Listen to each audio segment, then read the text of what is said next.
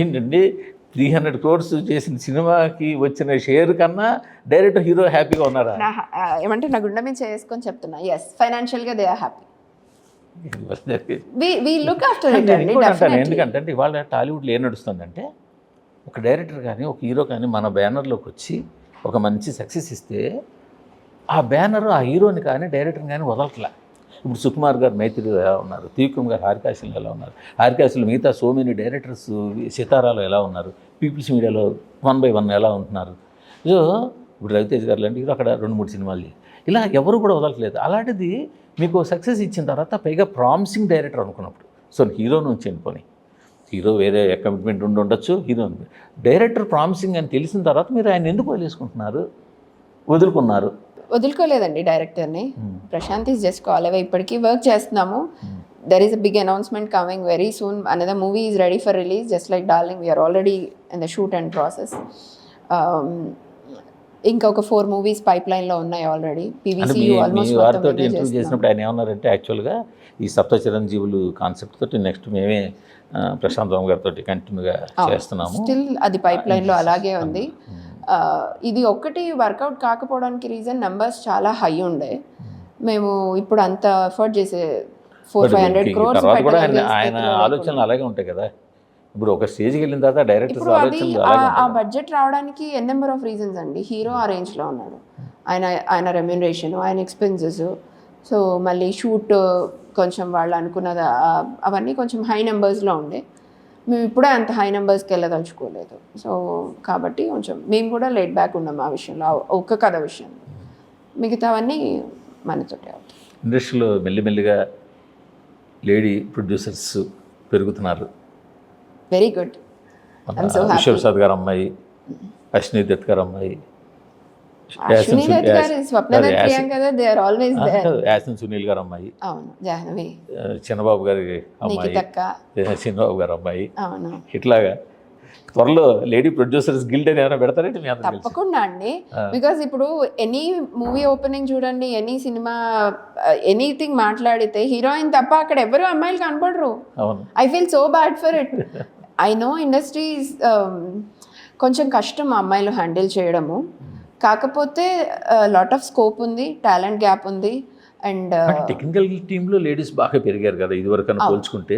Direction department కావచ్చు, other departments కావచ్చు, production even ప్రొడక్షన్లో కావచ్చు పెరిగారు. చాలా. కాకపోతే ఇప్పుడు మీరు హ్యాండిల్ చేయడం ఈజీ. జనం ముందుకు వచ్చేది మాత్రం ఆ కొంతమందే కదా, అది. సో ఆ గ్యాప్ ఉంది కదా, అంటే కొంచెం టైం పడుతుంటుంది. నేను ప్రత్యేకంగా ఇంటర్వ్యూకి రావడానికి నిరంజన్ లేకుండా కూడా కారణం అదే. So I'm also responsible, equally talented, and I need my share and everything. తెలిసి మీరు ఈక్వల్లీ టాలెంటెడ్, రెస్పాన్సిబుల్ అని తెలిసి మేయవచ్చు. సో అది చాలా గ్యాప్ ఉంది, టెక్నికల్ గ్యాప్ చాలా ఉంది. మీరు రియల్ ఎస్టేట్ కూడా బలంగా చేస్తారనుకుంటా. బాగా చేస్తానండి, నాకు చాలా ఇష్టం కూడా చేయడం. హైదరాబాద్లో ఎక్కువ పెట్టుబడి పెట్టారా? పెట్టాను. బాగుందా? చాలా బాగుంది, వ్యాపారం చాలా బాగుంది. కొంచెం లాస్ట్ 3 years రియల్ ఎస్టేట్ కొంచెం స్లో అవ్వడం నిజమే. కాకపోతే నేను చేసిన ఇన్వెస్ట్మెంట్స్ వెంచర్స్ చేస్తారా లేకపోతే ఓన్లీ సేల్ అండ్ పర్చేజ్ అట్లాగా? మోస్ట్లీ అసెట్ పర్చేజ్ అండి. వెంచర్స్లో కూడా వచ్చాము, మార్కెటింగ్ కూడా చేస్తున్నాము. మార్కెటింగ్ కూడా చేస్తారా? Yeah, we have couple of projects running also. So I'm happy doing that. Because అందులో పోగొట్టుకునేది ఏముంటుందండి. మీరు హ్యాపీ కాదు, ఇప్పుడు నిరంతరం గారు హ్యాపీగా ఉంటారు. ఎందుకంటే ఆయనతో సమానంగా మీరు సంపాదించి పెడుతుంటారు కదా. ఇప్పుడు 100 crores వస్తాయి ఒక డీల్కి రమ్మంటే, ఆయన సినిమా మీటింగ్ ఏదైనా ఉందనుకోండి దానికి వెళ్తారు కానీ దానికి రారు. ఆయనకి అది ఇష్టం. సో నాకు ఇప్పుడు నిజంగా చూస్ చేసుకోవాలి, నువ్వు ఇది చేస్తావా అది చేస్తావా అంటే I'm happy with that.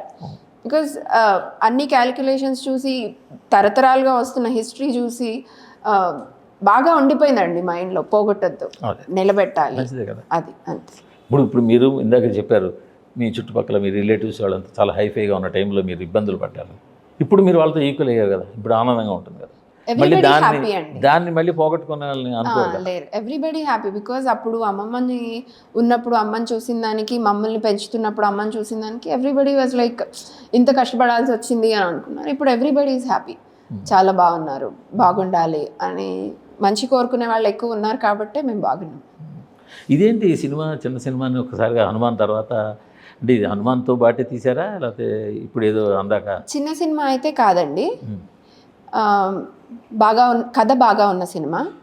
Hanuman ఆగస్ట్లో రిలీజ్ అనుకున్నాం కదా, సో మళ్ళీ ఆగస్ట్ తర్వాత ఖాళీ అయిపోతామేమో అని చెప్పేసి నిరంజన్ అప్పటికే స్టోరీ హంట్ స్టార్ట్ చేశారు. కాకపోతే ఆగస్ట్ రిలీజ్ అవ్వలేదు కాబట్టి కొంచెం ఇది బయటికి అనౌన్స్ చేయకుండా ప్రీ ప్రొడక్షన్ అంతా చేయాల్సి వచ్చింది. ఇదంతా మీ మీ ప్లానింగేనా?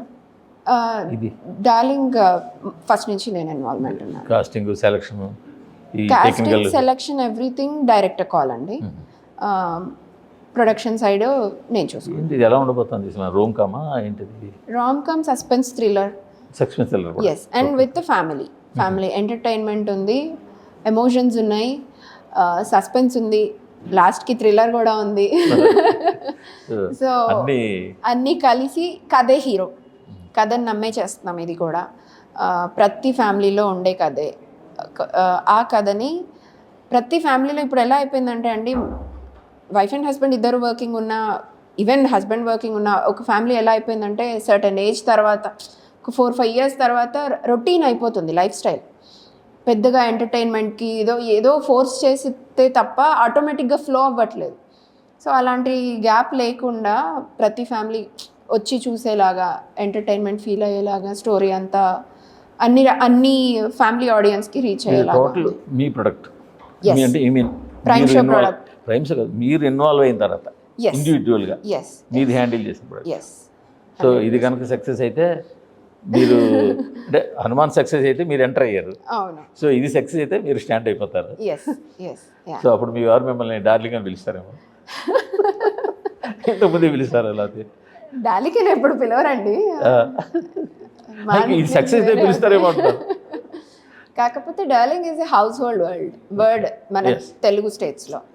అందులో ప్రభాస్ గారు దాన్ని బాగా పాపులర్ చేశారు. అండ్ అది యూనివర్సల్ వర్డ్ చేశారు ఆయన. Without age, without caste, creed, everything. ఆయన అందరినీ కూడా అలాగే పిలవడం వల్ల అది చాలా పాపులర్ అయింది. సో ఆ వర్డ్ ఎంత పాపులర్ అయిందో మీ సినిమా కూడా అంత పాపులర్ అవ్వాలి. సో ఇండస్ట్రీలో మీరు ఒక మంచి ప్రొడ్యూసర్గా మీరు పాపులర్ అవ్వాలి. So wish all the best. Thank you అండి. Thank you.